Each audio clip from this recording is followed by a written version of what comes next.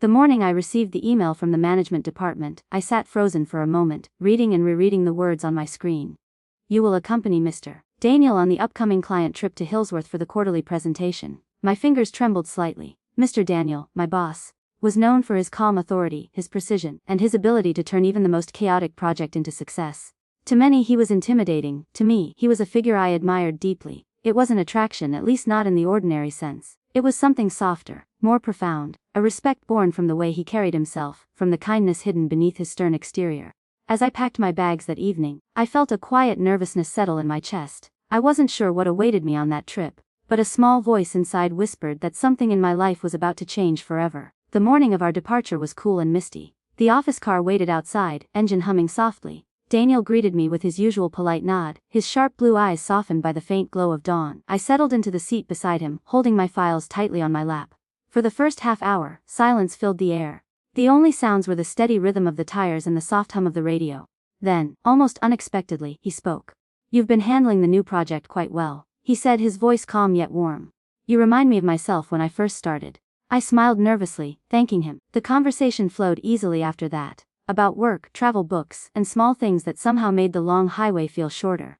By the time we reached the outskirts of Hillsworth, the tension that once filled the space between us had dissolved into a comfortable calm. The hotel stood tall against the city skyline, its glass windows reflecting the golden hues of the sunset. As we checked in, I noticed how Daniel's tone softened when he spoke to the staff, how he thanked them with genuine politeness, something most people at his level rarely did. When he handed me my room key, he smiled faintly. You did great today. Get some rest, he said before heading toward his room. That evening, I stood by my window watching the city lights flicker like stars. There was something unexplainable about that moment, something warm and grounding. For the first time, I saw my boss not as an authority figure but as a person, a man who carried the weight of responsibility with quiet grace. The next morning greeted us with gentle rain. The sky was painted in shades of gray, and the sound of raindrops against the window was almost melodic. Our meeting had been postponed due to the client's delay, leaving us with a free day. Daniel called my room phone and asked if I'd like to join him for breakfast downstairs. The cafe was open air, surrounded by greenery shimmering with rain. As we sat beneath the large umbrellas, the soft sound of rain filled the air. He ordered coffee for both of us, and for the first time, I noticed how relaxed he looked without his usual formal aura. We talked about books, about life's strange turns, about how success sometimes came at the cost of peace. He told me about his early struggles, about how he almost gave up on his dreams once. Every word he spoke carried a truth that reached deeper than any professional lesson could teach. After breakfast, he suggested taking a walk around the town since our schedule had cleared. I hesitated at first, but his smile made it impossible to refuse. The small town was beautiful, cobblestone paths, cozy shops, and the scent of freshly baked bread in the air. We stopped by a local artisan's stall where handcrafted jewelry hung on display. Without saying much, he picked up a simple silver bracelet adorned with a tiny blue stone and handed it to me. Something to remember this trip, he said lightly. I tried to protest, but his eyes held a quiet insistence. So I accepted it, fastening it around my wrist with a smile that came from somewhere deep within. That moment, simple yet filled with meaning, stayed with me far longer than I expected. When evening fell, fatigue wrapped around us like a soft blanket. I retreated to my room, but a knock came at my door shortly after. Daniel stood there holding a folder. Just wanted to go over tomorrow's points, he said politely. We discussed the agenda briefly, but as he turned to leave, he paused. You have a good heart, he said suddenly. You work hard, but you haven't let it harden you. That's rare. For a second, I couldn't find words. My heart raced, not from his compliment but from the depth of sincerity behind it. When he left, I sat on my bed, staring at the closed door, realizing how his words had touched something buried in me. A need to be seen not just for my efficiency but for my effort, my kindness. The next day came with anticipation. Our presentation went flawlessly. Daniel spoke with calm authority, while I managed the visuals and responses. The clients were impressed, praising the precision and teamwork between us. As they shook hands, Daniel turned to me, a small but genuine smile gracing his face. You made it happen, he whispered. Those 4 words carried more weight than any professional praise I had ever received. It wasn't just approval. It was acknowledgement, connection, trust. That evening, as a gesture of celebration, Daniel invited me to dinner on the hotel rooftop.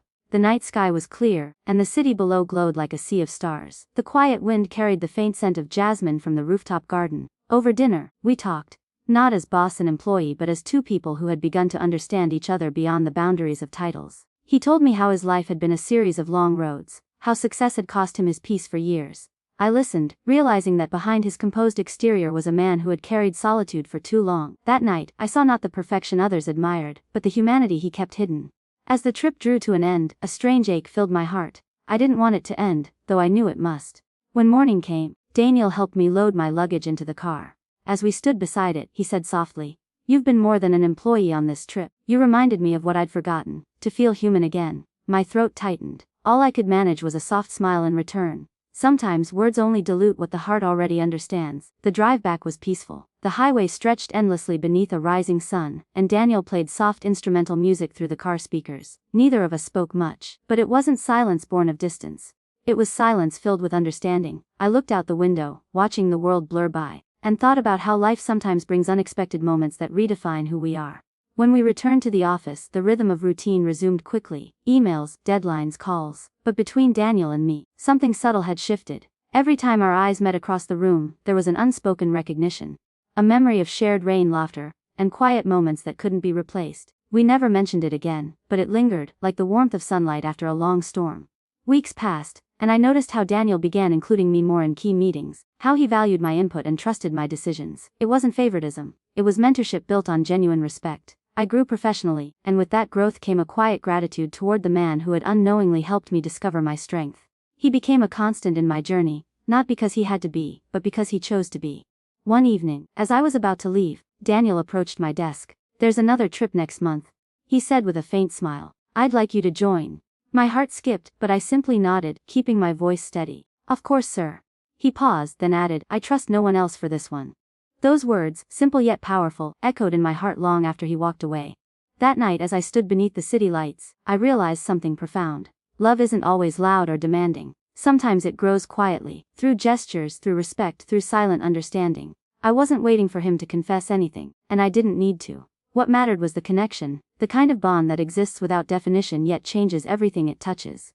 Months later, when I received a promotion, Daniel stood at the back of the room during the announcement, clapping with pride. After the crowd dispersed, he walked up to me, his eyes warm. "You deserve every bit of this," he said softly. I smiled, holding back tears, realizing that this moment, this acknowledgement, was the greatest gift he could give. Years passed, and though life took us in different directions, the memory of that trip remained etched in my heart. It wasn't romance that defined it. It was growth, mutual respect, and a kind of love that didn't seek to possess. It was pure, untouched by expectation, yet deeply transformative. Sometimes love doesn't arrive in declarations or flowers. It arrives in the silence between two people who understand each other without words. In moments where the heart learns that connection is enough. And when I look back on that trip, I don't remember the city or the meeting. I remember the rain, the laughter, the bracelet, and the man who taught me that love can exist in its purest form. Quiet, steadfast, and eternal. Love isn't always about confessions or promises. Sometimes, it's about the quiet understanding between two souls who meet at the right time, even if just for a moment. It teaches us to feel deeply, to appreciate silently, and to cherish the purity of connection that never fades. If this story touched your heart, subscribe and stay connected for more emotional, heartfelt stories that remind us of the beauty of love, respect, and the quiet moments that define our lives.